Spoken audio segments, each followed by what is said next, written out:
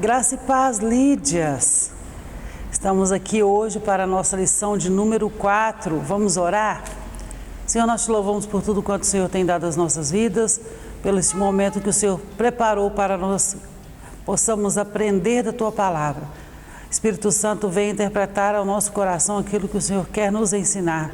Em nome de Jesus, nós te louvamos e te agradecemos. Amém. Queridas, nós chegamos à nossa lição de número 4, 24 de outubro de 2021. Nós estamos no quarto trimestre e último do ano de 2021. Passou muito rápido, né? E esse trimestre nós estamos falando sobre a vida de Paulo, o apóstolo Paulo, que nós já ouvimos falar tanto em outras situações. Lições da vida e ministério do apóstolo dos gentios para a igreja de Cristo. Nós já sabemos que gentios são aqueles que não são judeus. O texto áureo está em 1 Coríntios, capítulo 1, versículo 1, desta lição que tem por título Paulo, a vocação para ser apóstolo. Toda a trajetória de Paulo que nós já vimos anteriormente, desde a perseguição aos cristãos do início da igreja, quanto ao encontro dele com o Senhor Jesus, já aponta para aquilo que ele foi chamado. Então, Paulo, a vocação para ser apóstolo. E o que é vocação? Vocação é a ação ou efeito de chamar, de invocar, de denominar-se. E você diz, esse menino ele tem uma aptidão para fazer isso, ele é bom fazendo aquilo. E é uma tendência ou uma inclinação natural que direcione alguém para uma profissão específica, né? Para desempenhar determinada função, para um trabalho. E isso é a vocação. Nem todo mundo que costura é uma costureira por vocação. Tem gente que aprendeu por necessidade mesmo e costura e nem tem prazer naquilo. Quem tem a vocação já aprendeu sozinho, já faz coisas maravilhosas, tem prazer em sentar numa máquina de costura e ficar ali fazendo roupas, cortando tecido. É uma vocação. Nós temos os músicos. Tem gente que labuta para aprender música. E tem gente que naturalmente já pega o instrumento, já aprende a tocar. Isso é uma vocação. Então, Paulo, a vocação para ser apóstolo. E em 1 Coríntios capítulo 1, versículo 1, que é o nosso textuário, diz assim: Paulo, chamado pela vontade de Deus para ser apóstolo de Jesus Cristo. E o que é chamado? Chamado é uma chama que arde.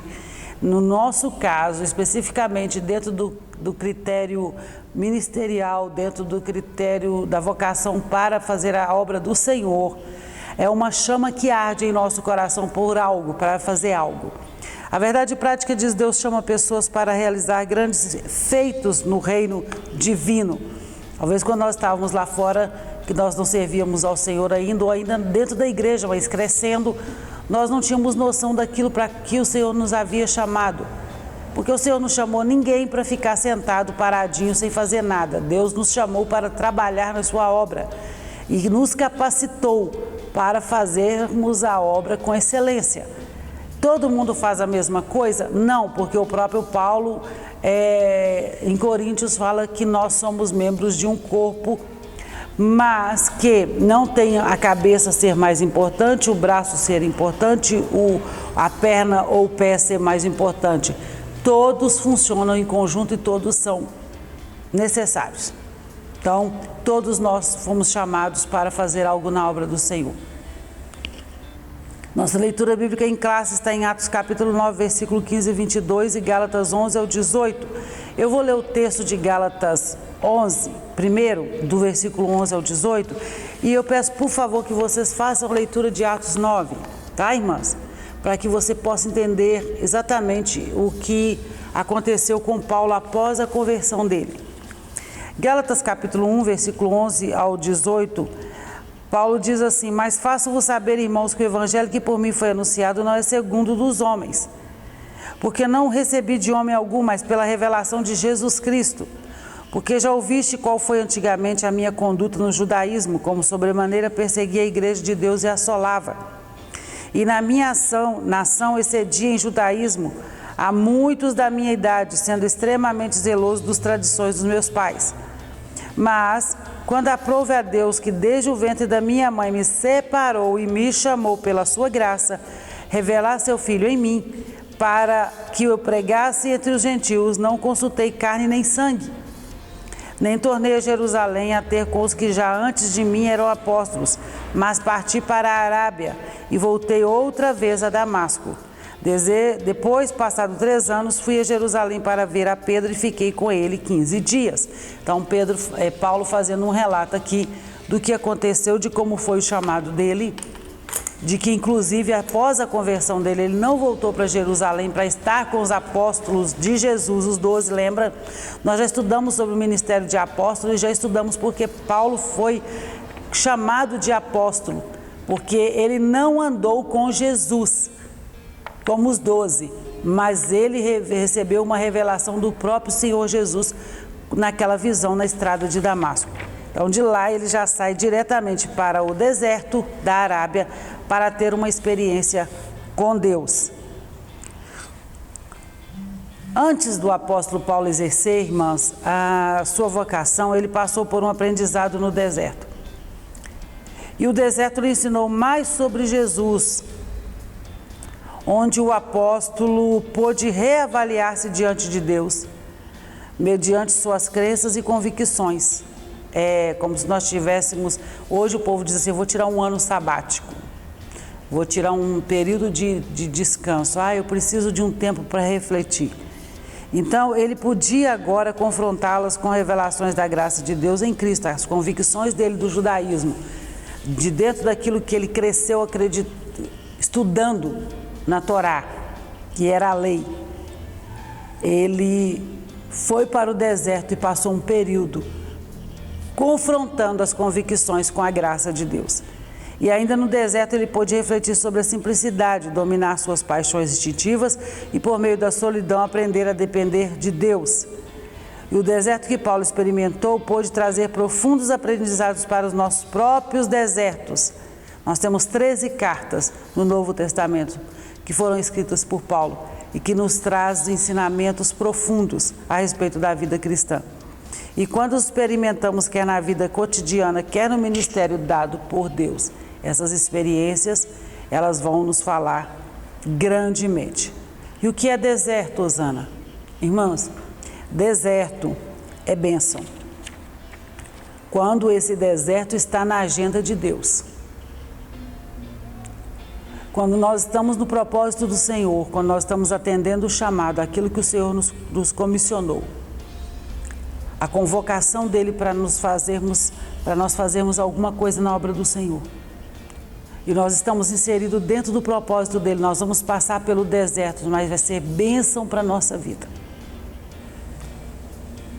Porque o deserto fora do chamado, o deserto por escolha minha, o deserto por tomada à força, de algo que eu quis fazer à força, e não foi uma porta que Deus abriu, esse deserto tem consequências e vai trazer dores, muitas dores. Então, se eu faço a obra do Senhor dentro da obediência, eu vou passar por provações, por um período de ensino, é o processo, para eu aprender. Mas o Espírito Santo está ali comigo, Deus está me direcionando porque era um projeto dele. Agora, quando eu arrebento a porta e falo, eu vou fazer de qualquer jeito e se Deus vier comigo, tudo bem, mas se não, vou fazer assim mesmo, aí o deserto ele é um pouco mais agressivo e não tem a presença do Senhor ali te guiando, te dando orientação e te confortando no deserto. Então pense bem se você quer entrar no deserto por sua conta própria. Vamos à nossa introdução. Nesta lição estudaremos a respeito da vocação de Paulo para o santo apostolado. Veremos o ponto de partida de sua vocação e sua escola de formação no deserto da Arábia. Assim teremos uma visão geral de como Deus usa o tempo e a circunstância para formar um ministério útil para o reino de Deus. Tudo isso nós vamos ver aqui. Nós temos 3 tipos de pessoas dentro do contexto ministerial. Nós temos o oferecido, nós temos o sorteado e nós temos o chamado.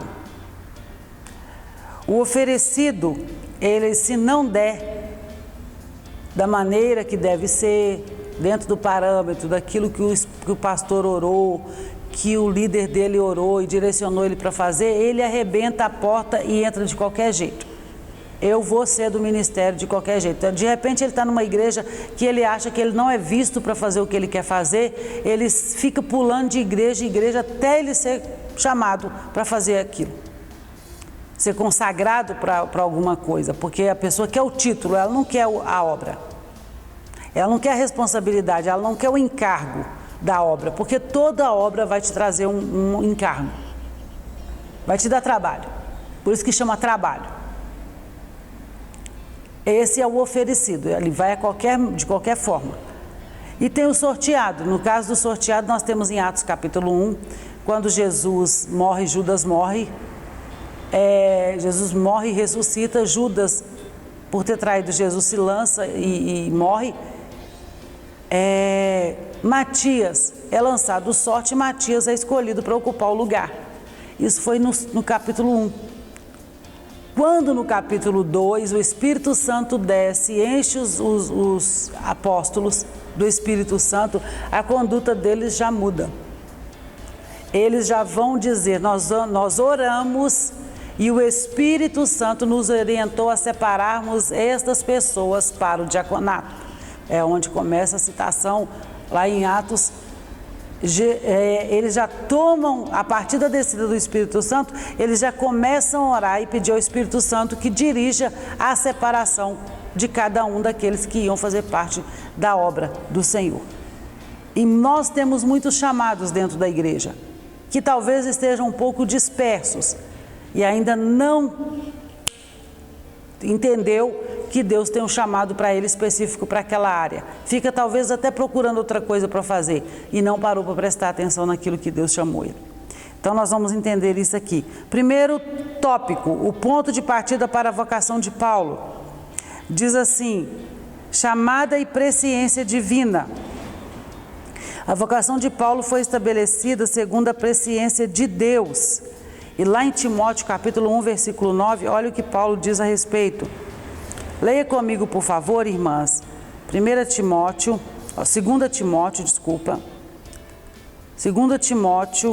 capítulo 1 e versículo 9. Olha o que Paulo disse aqui.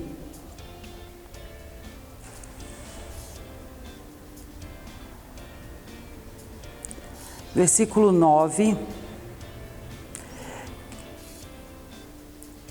Vamos ao versículo 8 para vocês não ficarem com metade só do versículo. Portanto, não te envergonhes do testemunho do nosso Senhor, nem de mim, que sou prisioneiro seu. Antes, participa das aflições do Evangelho, segundo o poder de Deus. Versículo 9, que nos salvou e chamou com uma santa vocação, não segundo as nossas obras, mas segundo o seu propósito e graça que nos foi dada em Cristo Jesus, antes dos tempos dos séculos. Isso já é a presciência. Paulo citando aqui, ele diz que nós devemos, que Deus nos salvou e nos chamou com uma santa vocação, não segundo o que eu estou fazendo, mas segundo aquilo que já estava desde antes dos séculos. Isso já é a presciência de Deus. Então, a vocação de Paulo foi estabelecida segundo a presciência de Deus. Ele mesmo confirma esse fato aos Gálatas quando escreve, olha só, mas quando aprouve a Deus que desde o ventre da minha mãe me separou e me chamou pela sua graça. Gálatas capítulo 1, versículo 15. Paulo, quando dá esse testemunho, ele está falando dessa presciência de Deus, o conhecimento de Deus, o saber de Deus antecipadamente. Ele já havia chamado Paulo lá no ventre da mãe dele. Nós temos um outro testemunho desse em Jeremias. Jeremias capítulo 1, versículo 5. Vamos ver como foi que Jeremias identificou esse chamado de Deus na vida dele. Jeremias capítulo 1, versículo 5. Está no Antigo Testamento, depois de Salmos, irmãs. Olha só o que Deus fala com Jeremias. Antes que eu te formasse no ventre, eu te conheci, e antes que saísse da madre, te santifiquei e as nações te dei por profeta. Quantas vezes nós já não ouvimos isso de alguém que chega e diz, olha, o Senhor fala com você, quando você estava no ventre da sua mãe, eu te escolhi. Quantas de vocês já ouviram isso, irmãs? Então essa é a presciência de Deus, o conhecimento, o saber antes. E Paulo está testificando aqui que Deus já sabia. No ventre da mãe dele, Deus já havia separado ele. O apóstolo experimentou uma completa transformação por meio do encontro com Cristo e foi vocacionado por ele para uma grande obra. O livro de Atos atesta para um chamado presciente quando nosso Senhor diz a Ananias, olha a confirmação do Senhor, vai, porque este é para mim um vaso escolhido para levar o nome diante dos gentios e dos reis e dos filhos de Israel. E eu lhe mostrarei quando deve padecer pelo meu nome. Assim, Paulo foi batizado no Espírito Santo, batizado nas águas e teve a sua visão recuperada. Capítulo 9 de Atos. Se você ainda não começou a ler esse livro de Atos, leia.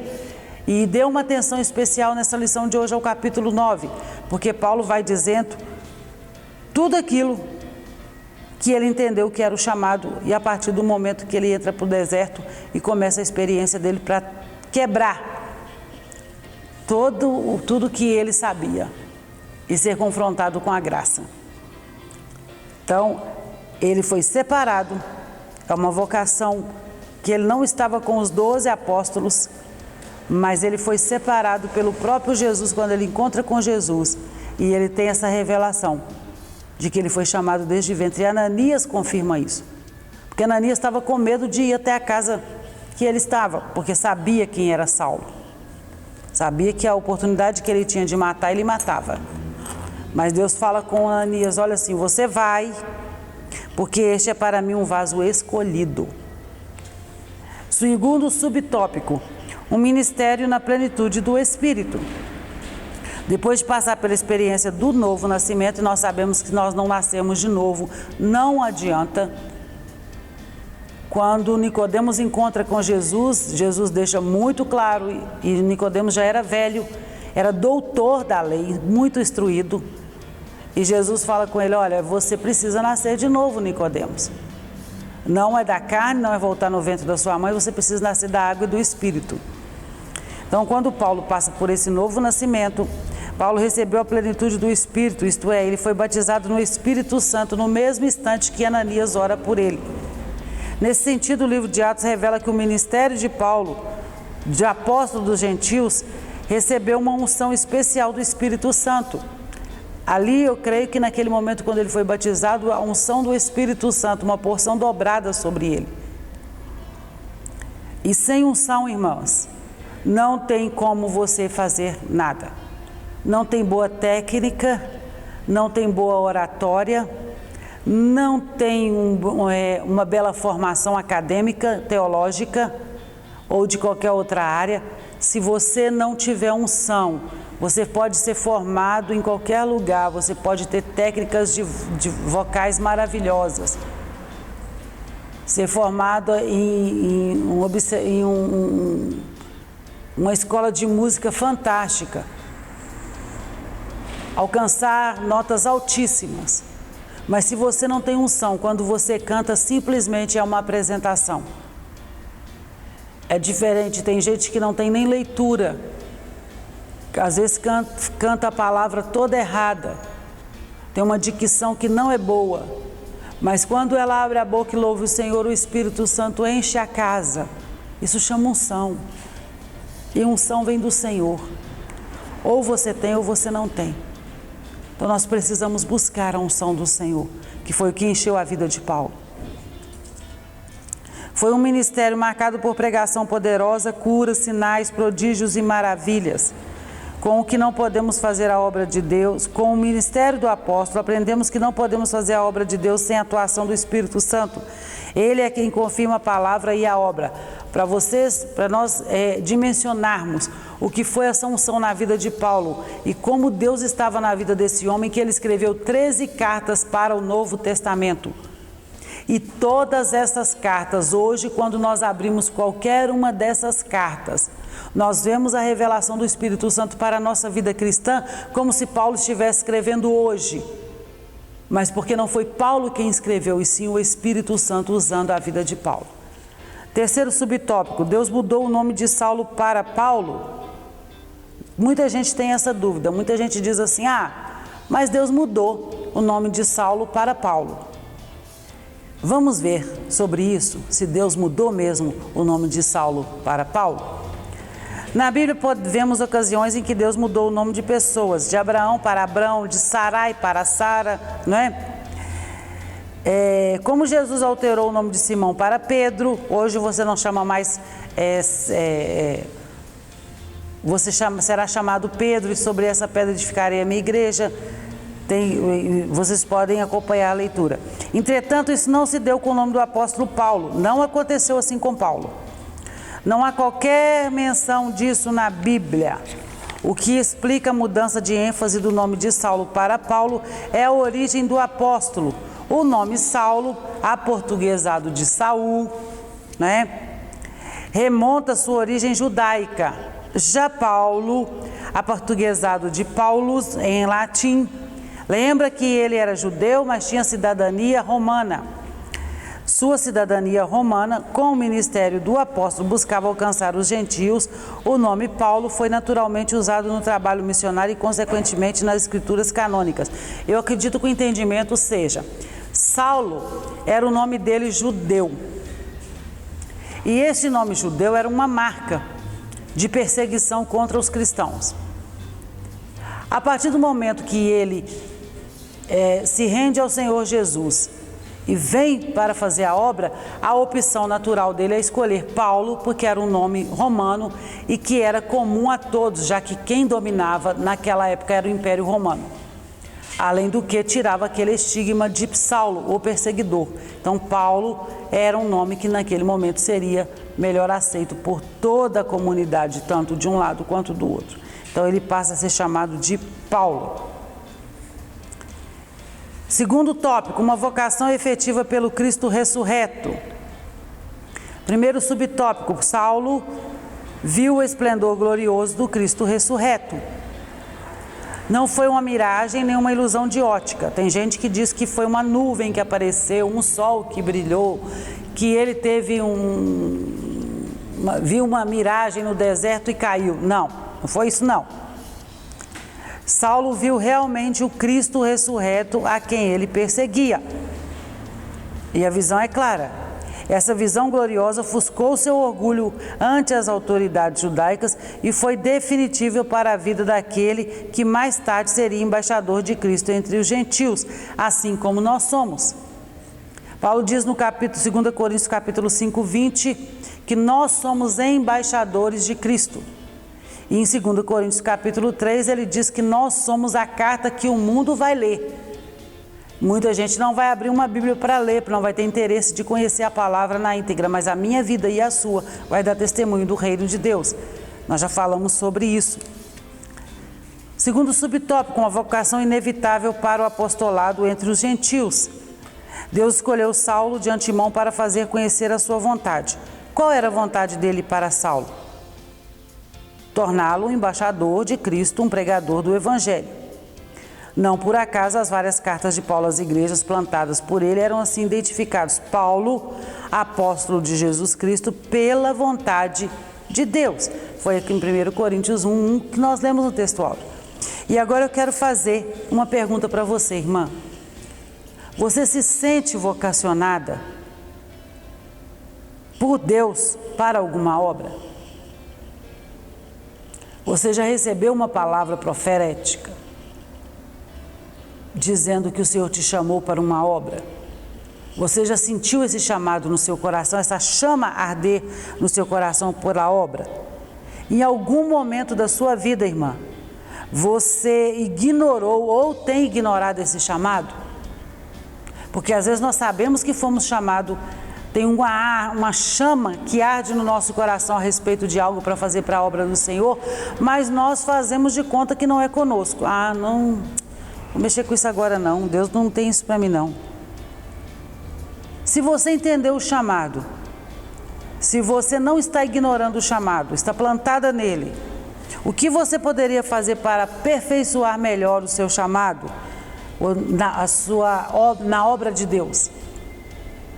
Eu quero que vocês reflitam sobre isso. Irmã, eu sou vocacionada? Comece a pensar sobre isso. Deus me vocacionou? para alguma coisa na obra? Peraí, Deus me chamou.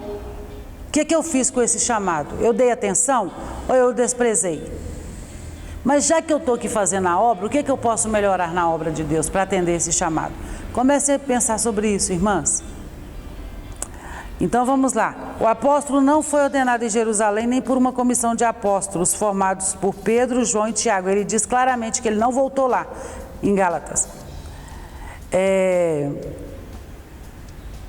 O que prevaleceu foi a declaração de Jesus para Ananias, discípulo fiel de Cristo em Damasco. Vá, porque este é para mim um instrumento escolhido para levar o meu nome diante dos gentios e reis, bem como diante dos filhos de Israel.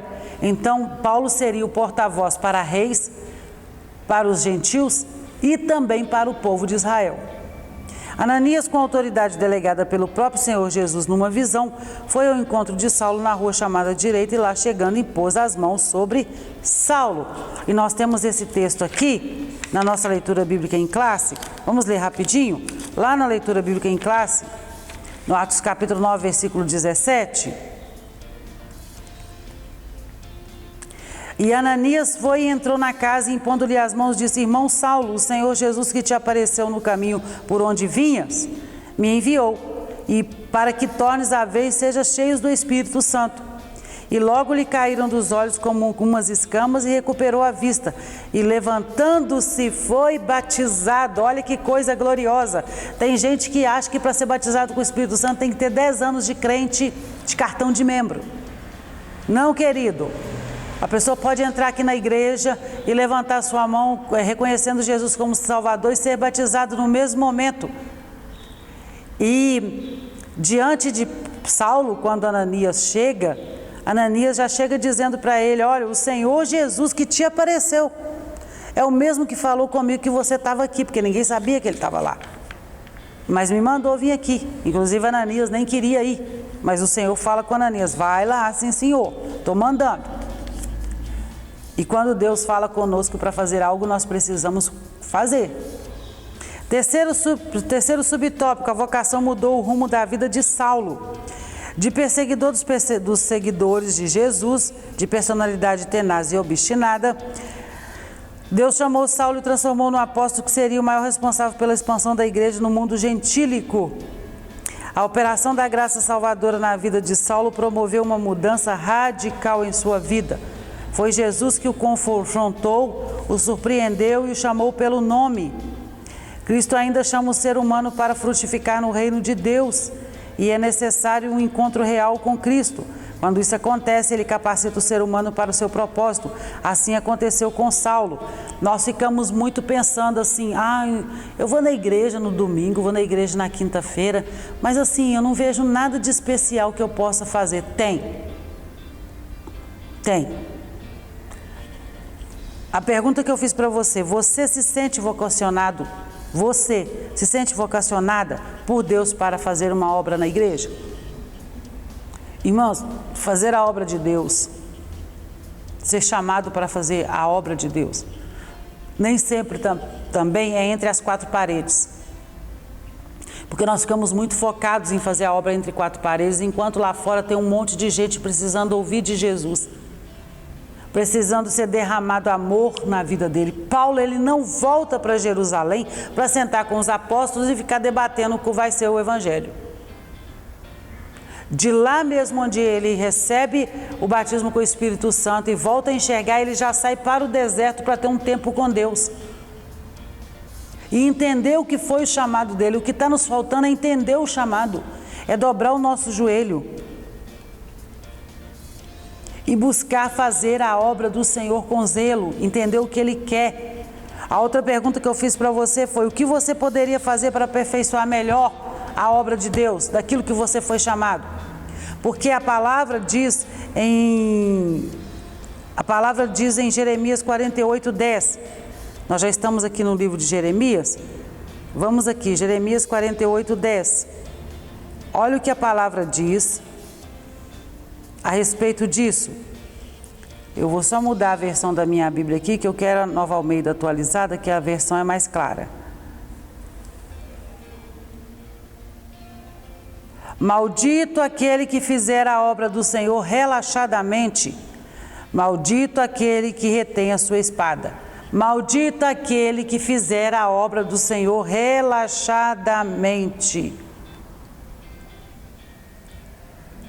Nós temos que nos aperfeiçoar na obra do Senhor. O Senhor me chamou, me vocacionou. Eu sei fazer, por que eu estou fazendo relaxadamente? Porque está faltando interesse da minha parte, porque nós, para o homem, nós nos preparamos, nós estudamos para fazer um concurso, nós estudamos para poder conseguir uma colocação melhor no trabalho, nós trabalhamos de segunda a domingo se precisar, mas para Deus é sempre o resto do tempo. Para Deus é só se sobrar. Para Deus é se der, eu vou lá fazer. Para Deus, um domingo que eu tiver descansado, eu vou no culto. Para Deus. E nós temos que entender que a obra do Senhor não pode ser feita relaxadamente. Deus não tem prazer no servo inútil, em quem faz a obra do Senhor de qualquer jeito. Nos atentemos para isso. Você tem um chamado. Sim, eu tenho um chamado. Vou colocar esse chamado em prática, porque o Senhor vai te cobrar os talentos que Ele te deu. Lembra da parábola dos talentos? O Senhor vai te cobrar os talentos. Mas acima de tudo, não faça relaxadamente. Irmã Rosana, quem é o servo que serve de melhor forma? Quem é que faz a melhor coisa? Quem é que agrada mais o Senhor no trabalho? Vamos ler Mateus 15, 41, para a gente entender quem é esse servo? Mateus 15, versículo 41. Mateus 5, versículo 41. Leia comigo, por favor, irmãs. Acha aí Mateus, capítulo 5, versículo 41, o que Jesus disse. Se alguém obrigar você a andar 1 milha, vá com ele 2. Dê a quem lhe pede e não volte as costas ao que lhe quer pedir emprestado. Então, o servo útil, o servo que entendeu o chamado e está fazendo a obra do Senhor com consciência, de maneira correta, é aquele que excede no que faz. Te chamou para andar 1 milha, vai andar com ele 2. Te chamou para fazer uma coisa na casa do Senhor, faça 2 coisas. Faça melhor do que você faria outra coisa. É exceder no cuidado, no zelo. Paulo tinha essa qualidade. Quando ele perseguia os judeus, ele era extremamente zeloso. Ele perseguia mesmo, com vontade, porque ele era zeloso naquilo que ele fazia, ele era zeloso pela lei. Quando ele vem para o Evangelho de Jesus, ele encontra com Cristo, a primeira coisa que ele faz, ele vai para o deserto, para entender o que é aquilo. Entendi o que é isso aqui. O que eu vou fazer agora? Agora eu vou anunciar isso. E ele escreve, e ele orienta, e ele padece, ele vai preso, mas ele continua fazendo com zelo. Terceiro e último tópico, vocação de Paulo e o aprendizado no deserto. A ida para o deserto é o primeiro subtópico. O ministério de Paulo precisava de uma preparação austera, silenciosa, de comunhão com Deus e de reflexão. Paulo já não era uma criança, né? Ele é contemporâneo de Jesus, então ele deveria ter 30 e poucos anos, 35, 37, nesse meio aí. Em vez de ir a Jerusalém para aprender com os apóstolos, ele afastou-se dos judeus nas sinagogas, onde posteriormente passou a apresentar a Cristo. Paulo tomou o caminho da Arábia a sudeste de Damasco sob o domínio do rei Aretas. Isso tudo está em Gálatas e Coríntios, 2 Coríntios. O apóstolo preferiu viver em um lugar na região desértica da Arábia, onde habitavam alguns grupos nômades e ele era totalmente desconhecido. Paulo ele escolhe ir para um lugar onde ele é totalmente desconhecido. Tem momento que nós precisamos nos retirar de algumas situações, de algumas convivências, para experimentarmos o chamado, para entendermos o chamado de Deus, a vocação de Deus para nós. Ele não foi para as sinagogas, Paulo converte, recebe batismo com o Espírito Santo e muitas pessoas nesse momento de primeiro amor, do primeiro momento ali cheio, ele quer ir para o meio daqueles que já eram dele para poder dar testemunho daquilo e já fazer conhecer tudo ali e anunciar e dizer agora eu sou crente, agora... Paulo, ele não foi confrontar os sacerdotes. Ele não volta para a sinagoga naquele primeiro momento. Ele vai para o deserto, ele vai viver com os nômades num lugar separado, onde ninguém sabia quem era ele, nem a história dele. E ali ele pega todo o conhecimento que ele tinha, que trazia orgulho para ele, soberba, arrogância, e deposita aos pés do Senhor, se despe de tudo. O deserto fala de você deixar tudo. E ele vai por escolha dele. Mas esse deserto para ele, como eu disse lá no início, quando você está no deserto, que é uma agenda de Deus para você, a sua vida, um propósito de Deus para a sua vida, você vai passar por esse deserto, vai doer, vai ter o sol queimando, vai ter areia te cortando, vai ter noite de frio, mas é um propósito do Senhor e o Senhor está com você. Os nossos desertos são escolhas nossas. Alguns desertos que nós passamos, que nós reclamamos, murmuramos e dizemos está doendo, está sofrendo, está ruim. Por quê? Porque nós escolhemos ir para esse deserto. Paulo ele escolhe, mas ele escolhe direcionado pelo Espírito Santo para ter aquele momento ali com o Senhor, de entender. Depois que ele passa pelo deserto, ele volta para Damasco e aí sim, ele vai, aí ele passa nas sinagogas pregando, anunciando o Evangelho do Reino. E até confrontando, né? Porque se você está lendo o livro de Atos, você vai chegar no capítulo que Paulo ele é acusado pelos sacerdotes e obrigado. Eles levam de uma tal maneira que eles chegam diante de Roma dizendo: vocês precisam fazer alguma coisa com Paulo. Prendam ele, encarcerem ele. Paulo é preso. Por quê? Porque ele não correu do fronte. Ele aceita o chamado, ele vai para o deserto, mas ele volta para poder anunciar o Evangelho, para eles verem que Jesus fez uma grande obra na vida dele, que ele já não é mais aquele homem. E no deserto, Deus ensinou Paulo a ser líder que ele precisava para expandir o seu reino. Nosso segundo subtópico, as lições do deserto. O apóstolo sabia que precisava aprofundar o seu conhecimento acerca de Jesus Cristo, pois seu caminho seria de confrontos com dúvidas, oposições e rejeição. Ele sabia disso tudo. Então, foi para o deserto da Arábia e ficou 3 anos aproximadamente entre a sua conversão e o seu retorno a Jerusalém. Não foi algo rápido, 3 anos é muito tempo. Esse período serviu para Paulo reavaliar a si mesmo diante de Deus, suas crenças e convicções judaicas, confrontando-as com a revelação da graça de Deus em Cristo Jesus.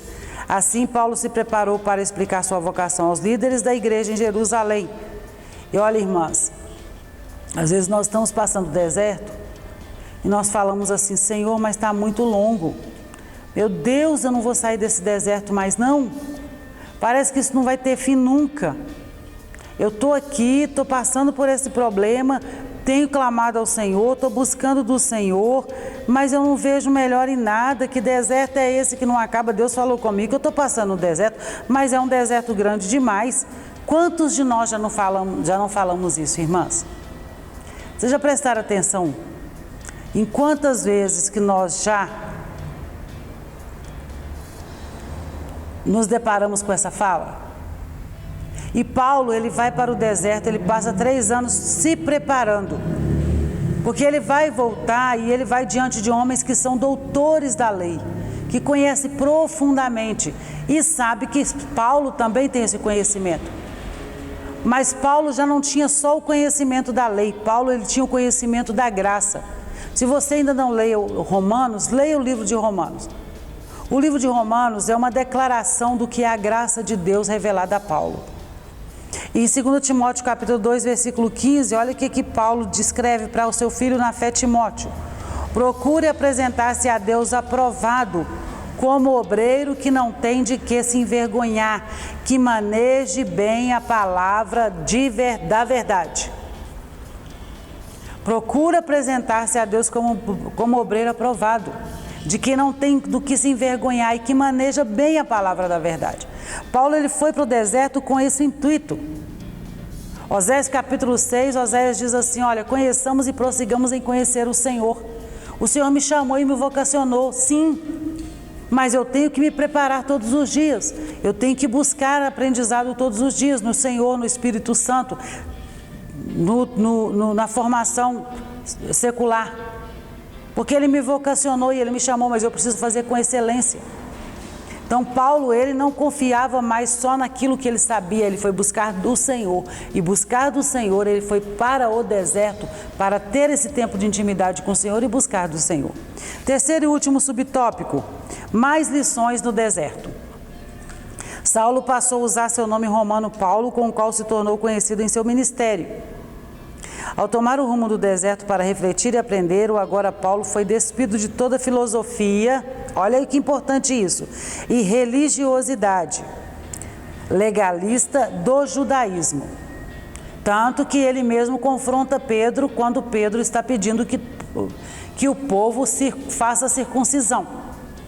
Para agradar os judeus, Pedro fala que os gentios que estavam se convertendo precisariam passar pela circuncisão. Nós já estudamos sobre circuncisão.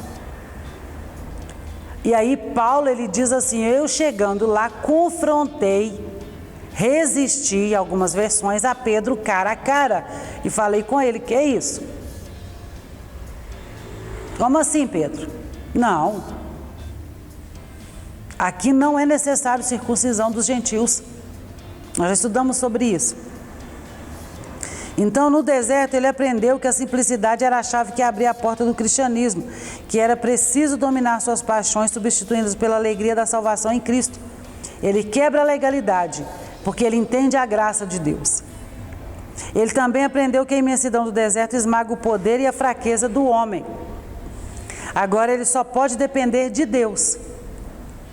Por isso, Paulo descobre também na experiência do silêncio e da solidão no deserto que as coisas de Deus são do modo como Ele quer, como Deus quer, e não como nós queremos. No deserto, Deus ensinou Paulo a ser o líder que ele precisava para expandir o seu reino. Irmãs, possuir um chamado é ter sido convocado por Deus para o cumprimento de uma tarefa que, com base em sua autoridade, é Ele mesmo quem estabelece o que deve ser feito e como deve ser feito, e por quem deve ser feito. Foi assim que Deus chamou e convocou, comissionou, vocacionou a Saulo, este que hoje é chamado de Paulo, né? Então, com base nisso, nós podemos destacar 3 lições. O mérito não é de quem é chamado, mas de quem chama. A tarefa a ser realizada não pertence a quem foi chamado, mas a quem chamou. E não se trata de um peso, mas de um privilégio concedido pela graça divina. Quem chama passa a ser visto como infinitamente mais importante do que quem é chamado.